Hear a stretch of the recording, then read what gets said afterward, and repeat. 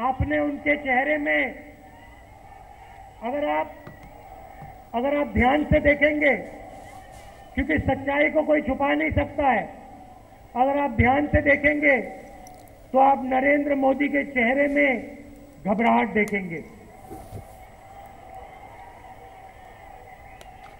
डर देखेंगे कि अब 2019 में नरेंद्र मोदी जी को पूरा पता लग गया है कि हिंदुस्तान को बांटने से, नफरत फैलाने से हिंदुस्तान का राज नहीं किया जा सकता है। हिंदुस्तान का प्रधानमंत्री सिर्फ हिंदुस्तान को जोड़ने का काम कर सकता है। अगर वो नहीं करेगा तो उसे हटा दिया जाएगा। 5 साल पहले कहा जाता था 56 इंच की छाती है, नरेंद्र मोदी जी 15 साल राज करेंगे। आज नरेंद्र मोदी जी के रेप्यूटेशन की धज्जियां उड़ा दी है कांग्रेस पार्टी ने। चाहे वो किसानों की बात हो, चाहे वो मजदूरों की बात हो, गरीबों की बात हो, भ्रष्टाचार की बात हो, जहां भी आप देखें नरेंद्र मोदी की सच्चाई कांग्रेस पार्टी के कार्यकर्ताओं ने, आप लोगों ने देश को बताई है। और 2019 में आप घबराइए मत। 2019 में नरेंद्र मोदी, बीजेपी और आरएसएस को कांग्रेस पार्टी हराने जा रही है।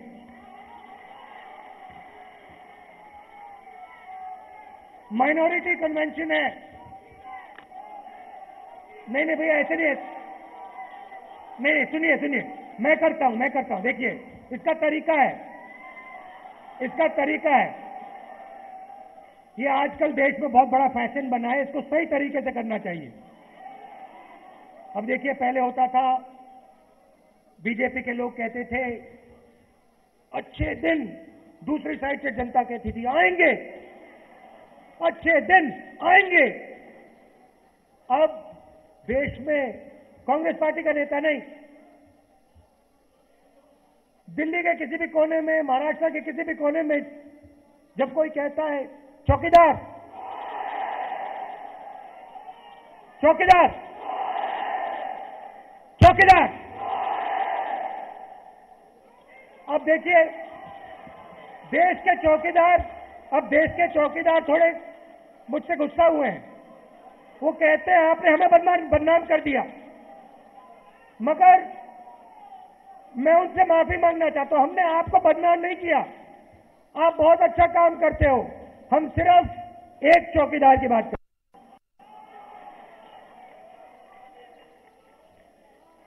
जो चोर है। माइनॉरिटीज की थोड़ी सी बात करना चाहता हूं। देखिए, ये देश किसी एक जात का, किसी एक धर्म का, किसी एक प्रदेश का, किसी एक भाषा का नहीं है। ये देश हिंदुस्तान के हर व्यक्ति का है। लड़ाई दो विचारधाराओं के बीच में है। एक विचारधारा कहती है कि ये देश सबका है, और मैं उदाहरण देना चाहता हूं। हिंदुस्तान के पहले एजुकेशन मिनिस्टर कौन थे? क्या नाम था उनका? मौलाना आजाद। तो अगर आज आप आईआईटी की बात करते हो, अगर आज आप आईआईएम की बात करते हो, अगर आज आप हिंदुस्तान के शिक्षा के सिस्टम की बात करते हो, तो आपको मौलाना आजाद की बात करनी ही पड़ेगी।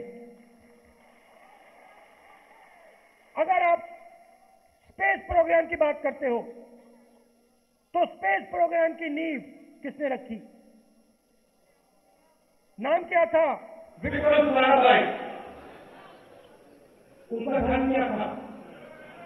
जैन धर्म। तो अगर आप स्पेस प्रोग्राम की बात करते हो, तो आपको विक्रम साराभाई जी की बात करनी पड़ेगी। यस। अगर आप सफेद क्रांति की बात करते हो, तो आपको कुरियन जी की बात करनी पड़ेगी। यस, अगर आप 1971 की बात करते हो तो आपको फील्ड मार्शल मानेकशॉ की बात करनी पड़ेगी। यस, और अगर आप लिबरलाइजेशन की बात करते हो और अगर आप इकोनॉमिक ग्रोथ की बात करते हो तो आपको मनमोहन सिंह की बात करनी पड़ेगी। तो हमारी जो माइनॉरिटीज हैं, इन्होंने हर कदम पर देश को बनाने का काम किया है और इस देश को हर धर्म के लोगों ने बनाया है। ये देश हम सबका है। दो विचारधाराएं, एक विचारधारा कहती है ये देश सोने की चिड़िया है। अमित शाह के शब्द हैं। अमित शाह ने कहा कि ये देश सोने की चिड़िया है, मतलब ये देश एक प्रोडक्ट है, एक प्रोडक्ट है। सोने की चिड़िया से सोना मिलता है और उसका फायदा चुने हुए लोगों को मिलना चाहिए। और दूसरी सोच, ये देश एक नदी जैसी है। इस नदी में सब लोग हैं, ये एक साथ चलती है और हर एक व्यक्ति को नदी में, देश में जगह मिलनी चाहिए, चाहे वो किसी भी धर्म का हो, किसी भी जात का हो, किसी भी भाषा, कोई भी भाषा बोले, कुछ भी पहने, सबको इस देश में सही जगह मिलनी चाहिए। ये लड़ाई है। और लड़ाई, बैटलफील्ड क्या है? Battlefield constitution. देखिए, आरएसएस का लक्ष्य, आरएसएस चाहता है कि हिंदुस्तान का कॉन्स्टिट्यूशन जो है उसे परे कर दिया जाए और इस देश को नागपुर से चलाया जाए। आप देखिए, जुडिशियल सिस्टम में आरएसएस अपने लोग डालते हैं, इलेक्शन कमीशन में अपने लोग डालते हैं। सीबीआई का चीफ अगर नरेंद्र मोदी पर इंक्वायरी करना चाहता है, उसको परे करते हैं, आरएसएस का आदमी डालते हैं।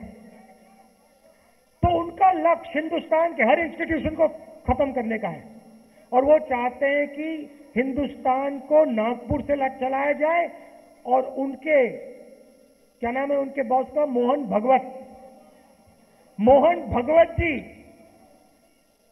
पूरे देश को पीछे से चलाएं। नरेंद्र मोदी जी फ्रंट फेसिंग, मोहन भागवत जी पीछे से, रिमोट कंट्रोल। ये इनकी सोच है। हमारा कहना है कि हिंदुस्तान के जो इंस्टीट्यूशंस हैं वो कांग्रेस पार्टी के नहीं हैं, वो किसी पार्टी के नहीं हैं, वो इस देश के इंस्टीट्यूशंस हैं और वो सब के सब, उनकी रक्षा करना हमारी जिम्मेदारी है। कांग्रेस पार्टी की जिम्मेदारी है, बाकी पार्टियों की जिम्मेदारी है। और जब नरेंद्र मोदी के प्रधानमंत्री होते हुए 4 सुप्रीम कोर्ट के जज बाहर आके कहते हैं कि हमें काम नहीं करने दिया जा रहा है, और उसी लाइन में कहते हैं जस्टिस लोया का नाम लेते हैं और इनडायरेक्टली क्या कह रहे हैं? इनडायरेक्टली कह रहे हैं कि अमित शाह बीजेपी के प्रेसिडेंट सुप्रीम कोर्ट को काम नहीं करने दे रहा है। हर इंस्टीट्यूशन पर आक्रमण करते हैं। ये अपने आप को हिंदुस्तान के ऊपर समझ के रखे हैं। ये सोचते हैं कि ये देश नीचे है और हम ऊपर। और 3 महीने में ये देश इनको समझाने जा रहा है कि देश ऊपर है, आप नीचे। मैं थोड़ा सा आपको मध्य प्रदेश, राजस्थान, छत्तीसगढ़ के बारे में बताना चाहता हूं। को इसकी गहराई आप समझो। 15 साल से मध्य प्रदेश और छत्तीसगढ़ में सरकार नहीं चली है। 15 साल से मध्य प्रदेश और छत्तीसगढ़ में हर इंस्टीट्यूशन में आरएसएस ने अपने लोगों को डाल रखा है। कमलनाथ जी ने मुझे बताया, मध्य प्रदेश में एक स्पेशल मिनिस्ट्री की गई। 800 करोड़ रुपए उस मिनिस्ट्री में डाले गए। आपको मालूम है वो पैसा कहां गया? आपको मालूम है कि इस मिनिस्ट्री ने क्या काम किया? 800 करोड़ रुपए आरएसएस के लोगों को दिए। 800 करोड़ रुपए, एक मिनिस्ट्री, उसमें आरएसएस के सब लोग, और एक प्रकार से पूरी मध्य प्रदेश की जनता को कंट्रोल करने का सिस्टम। यही काम इन्होंने छत्तीसगढ़ में किया है। राजस्थान में इतना नहीं कर पाए क्योंकि हम 5 साल पहले वहां थे। तो मैं आपको आश्वासन देना चाहता हूं, हम सिर्फ चुनाव नहीं जीते हैं। मध्य प्रदेश, राजस्थान, छत्तीसगढ़ में, इन स्टेट्स में आरएसएस के लोगों को एक एक करके हम सरकार के इंस्टीट्यूशंस में से निकालने का काम करेंगे। और इन प्रदेशों की ब्यूरोक्रेसी को मालूम होना चाहिए, इन प्रदेशों की ब्यूरोक्रेसी को मालूम होना चाहिए, और हिंदुस्तान की ब्यूरोक्रेसी को मालूम होना चाहिए कि आप आरएसएस की ब्यूरोक्रेसी नहीं हो, आप हिंदुस्तान की ब्यूरोक्रेसी हो। और आप किसी एक संगठन के लिए काम नहीं करोगे, आप हिंदुस्तान की जनता के लिए काम करोगे। ये सच्चाई है। जहां भी ये जाते हैं, ये देश के ढांचे को कैप्चर करने की कोशिश कर रहे हैं। मिनिस्ट्री में आज गडकरी जी ने बहुत अच्छा भाषण दिया लोकसभा में। मैं मैंने सुना, गडकरी जी कहते हैं मैं बीजेपी का एक ही नेता हूं जो सब लोगों का काम करता है।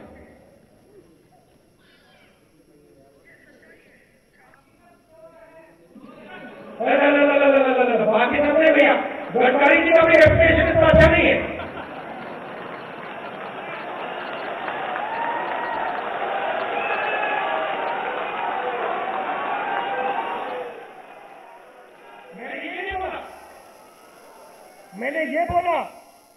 मैंने ये बोला कि बीजेपी के लोग कह रहे हैं, बीजेपी के मंत्री कह रहे हैं कि हमें भी काम नहीं करने दिया जाता है, और ये सच्चाई है। और आप कांग्रेस पार्टी की सरकारें देखिए, शायद हम उसको ज्यादा ले जाते हैं। हमारी सरकारों में हर मंत्री अपना डिसीजन लेता है।